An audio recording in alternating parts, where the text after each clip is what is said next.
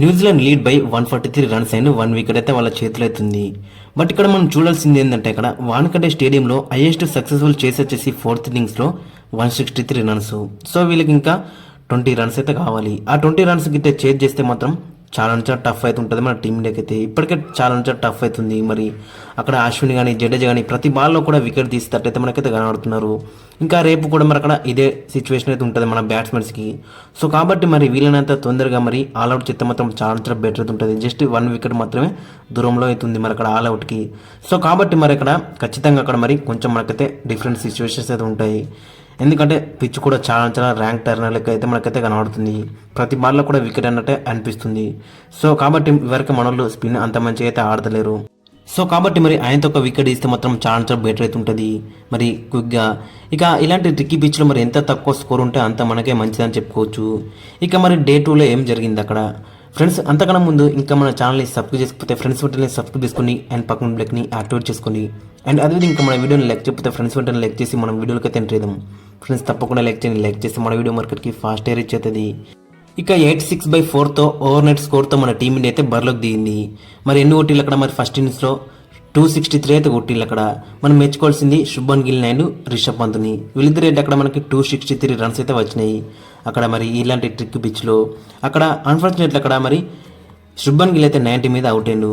But చాలా బెటర్గా అయితే రాణించని చెప్పుకోవచ్చు. అక్కడ శుభన్ గిల్ 146 బాల్స్లో 90 అయితే కొట్టిండు, 7 4s and 1 6 దట్టు ఇలాంటి పిచ్లో. ఇక రిషబ్ పంత్ కూడా తక్కువ తినలేడు. అక్కడ 59 బాల్లో 65 కొట్టిండు. జస్ట్ 30+ బాల్స్ ఉన్నాయి అక్కడ. మరి అక్కడ హాఫ్ సెంచరీ అయితే కంప్లీట్ చేసుకున్నాడు. 101 స్ట్రైక్ రేట్తో ఇలాంటి పిచ్ మీద 65 కొట్టిండు మరి అక్కడ.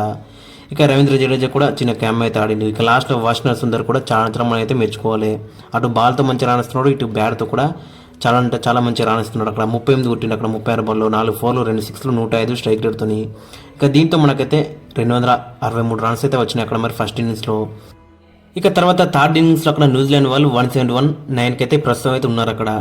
ఇక జడేజా 4 వికెట్లు తీసుకున్నాడు అండ్ రవిచంద్రన్ అశ్విన్ 3 వికెట్లు తీసుకున్నాడు. సుందర్ అండ్ ఆకాశదీప్ అయితే చెరో వికెట్ అయితే తీసుకున్నారు.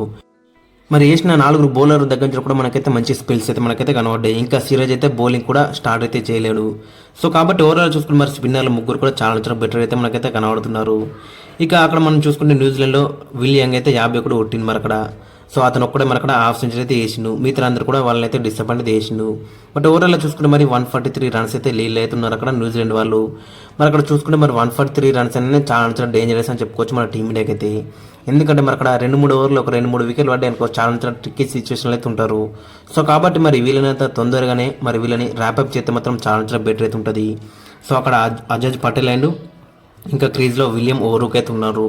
మరి వీళ్ళనంత తొందరగా వీళ్ళని అవుట్ చేసి అక్కడ మనలో స్ట్రాటజీ ప్లే చేస్తే బెటర్ అవుతుంటుంది. మనలో స్ట్రాటజీ ఏంటంటే ఫస్ట్ నుంచి అటాక్ చేస్తేనే బెటర్ అవుతుంటుంది మన స్పిన్నర్ల పైన. ఎందుకంటే వాళ్ళైతే బ్యాక్ ఫుట్కి వెళ్తారు. లేదు మనం డిఫెన్స్ ఆడుతూ ఉంటే మాత్రం చాలా కష్టమైతే అవుతుంది ఇలాంటి పిచ్చుల్లో. సో ఓవరాల్ చూసుకుంటే మరి రేపు అయితే మ్యాచ్ అయితే కంప్లీట్ అవుతుంది అండ్ టీం ఇండియా కూడా గెలిచే ఛాన్స్ అయితే మనకైతే కనబడుతుంది. ఫ్రెండ్స్ మరి మీ ఒపీనియన్ అయితే కింద కామెంట్స్కి అయితే మెన్షన్ చేయండి. మరి ఈ డేట్ గురించి మీరేమనుకుంటున్నారో.